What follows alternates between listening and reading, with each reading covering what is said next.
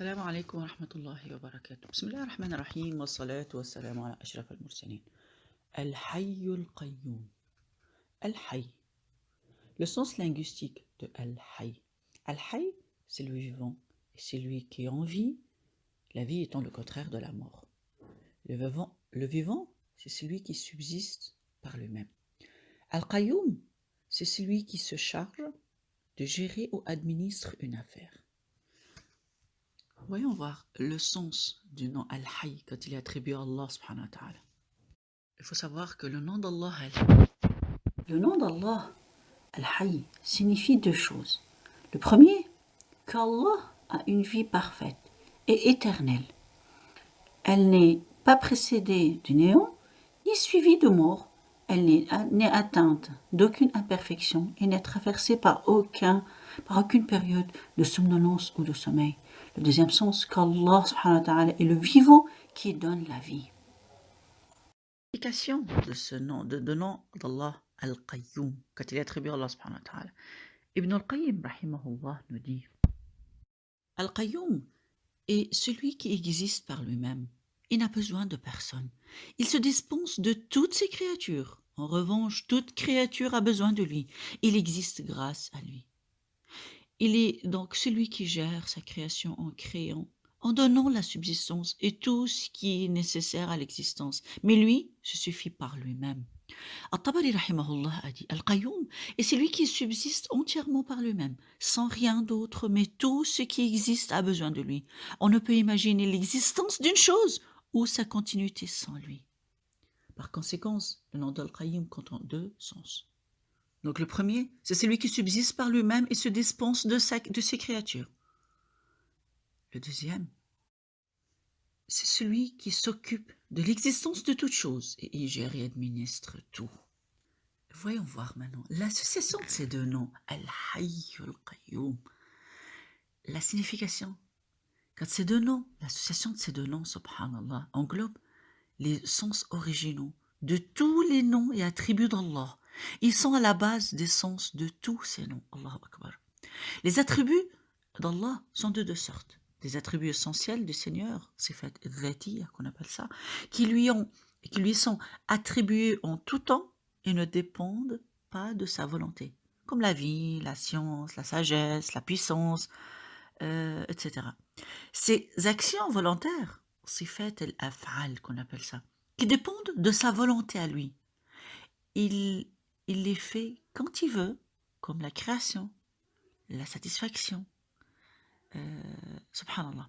Le nom d'Allah Al-Hayy englobe tous les attributs essentiels, comme la miséricorde, la domination, la royauté, la science. C'est le sens donné par As-Sa'di qui dit qu'Al-Hayy est celui qui a la vie parfaite, qui implique tous les attributs essentiels, comme l'audience, la vue, la science, la puissance, etc.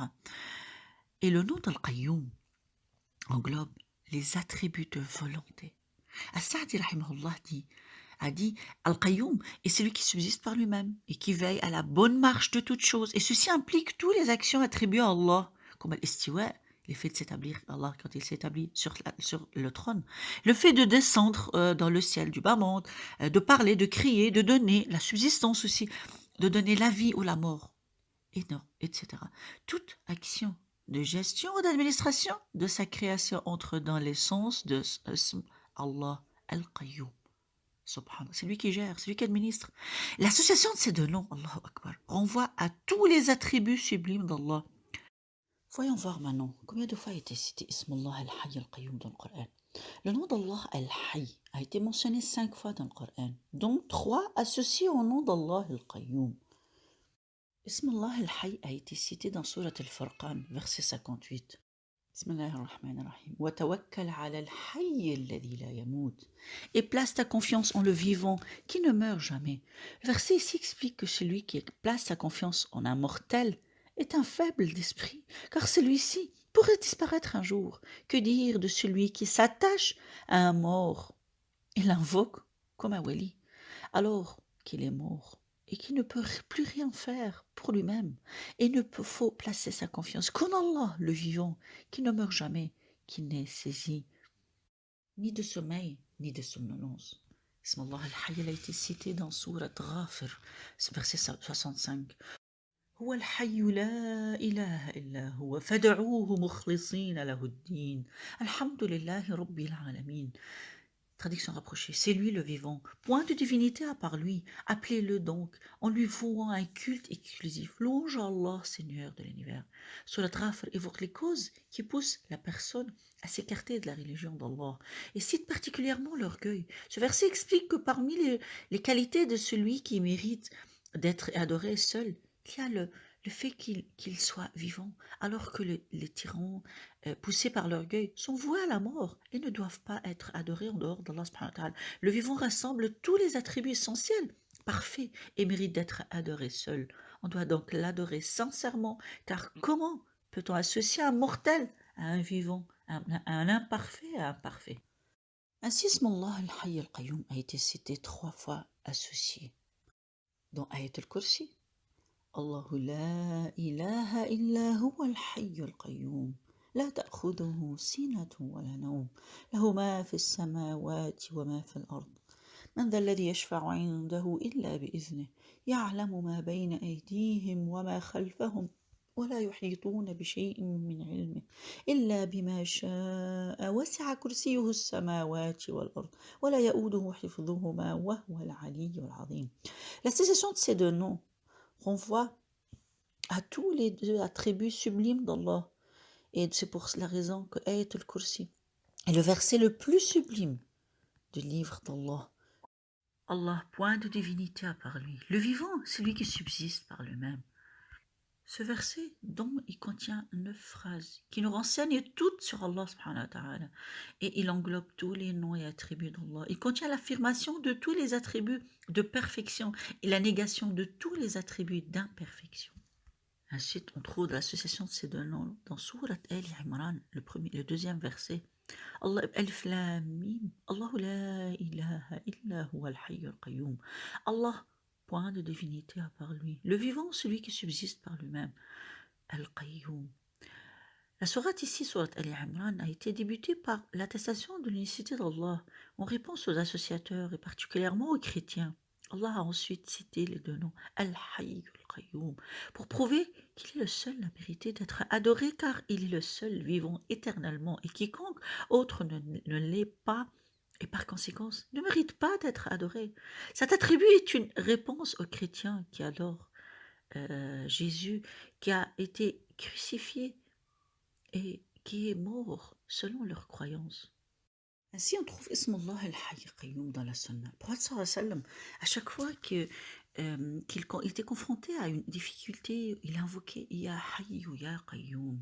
Ça a été rapporté dans le hadith, rapporté par Anas ibn Malik, radiyallahu anhu. J'étais assis aux côtés du prophète sallallahu alayhi wa sallam. Et dans la mosquée, lorsqu'un homme effectuait sa prière, formula l'invocation suivante. Ô mon Dieu, je t'implore, car c'est à toi qu'appartient toute louange. Il n'y a de Dieu que toi.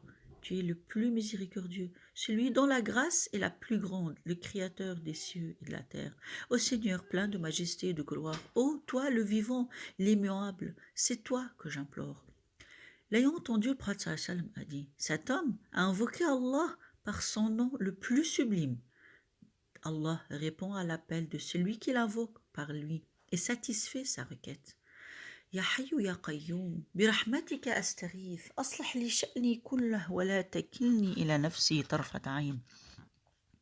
Ô vivant, celui qui veille éternellement à la bonne marche de toutes choses, j'implore secours auprès de ta miséricorde. Améliore ma situation et ne me laisse pas à mon propre sort, ne serait-ce que le temps d'un clin d'œil.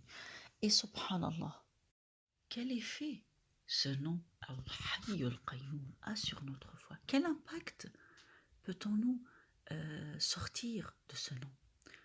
Première chose, unifier Allah et lui vouer un culte sincère, car il est le vivant qui ne meurt jamais et sera le vivant le jour où il n'y aura aucun vivant.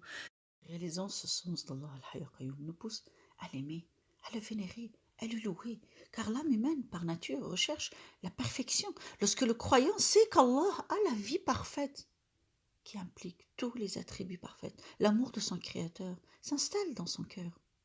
Ainsi, tu places ta confiance entièrement sur Allah subhanahu wa ta'ala. Puisque le vivant qui n'est saisi ni de mort, ni de sommeil, ni de somnolence, encore de distraction, alors ça te donnera une confiance totale en lui. Et ça te pousse aussi à craindre Allah en public et en secret, et se rappeler qu'il nous observe et que rien ne lui est caché. Ainsi, demandez à Allah la guidance, car la guidance est la vraie vie des cœurs. Ainsi se détacher des plaisirs de ce bas monde éphémère et se rappeler que quelle que soit la durée qu'il vivra, l'homme finira par mourir et qu'il faut pas par conséquent se préparer, il faut par conséquent se préparer pour l'au-delà. Avec ce nom Allah, Al-Hayy Al-Qayyum, on réalise l'unicité d'Allah, écarter toute forme d'association. Parce que cette croyance en Allah, Al-Hayy Al-Qayyum, elle libère ton cœur de tout attachement aux causes secondaires. Et lorsque le serviteur croit en Allah Al-Hayy Al-Qayyum, il ne suffira plus à sa propre force ou aux puissances, mais à celle d'Allah, et témoigne de tout son être, de son besoin à tout moment de l'aide de son Créateur. Ceci le conduit à purifier son âme. Il est fait d'aimer Allah pour sa parfaite autosuffisance et sa parfaite puissance, et parce qu'il gère nos affaires à tout moment. Ça nous pousse à le craindre, à se rappeler qu'il s'observe chaque âme et rien n'est caché à ce qu'il acquit. Et à travers ce nom, on réalise que la vraie vie est celle du cœur qui vit avec la perception d'Allah et se sent proche de lui. C'est la vraie vie qui donne le vrai bonheur dans cette vie et dans l'au-delà. Et là, on ne peut l'atteindre qu'à travers la connaissance des noms d'Allah et ses attributs. هذا والله أعلم وصلي وسلم وبارك على نبينا محمد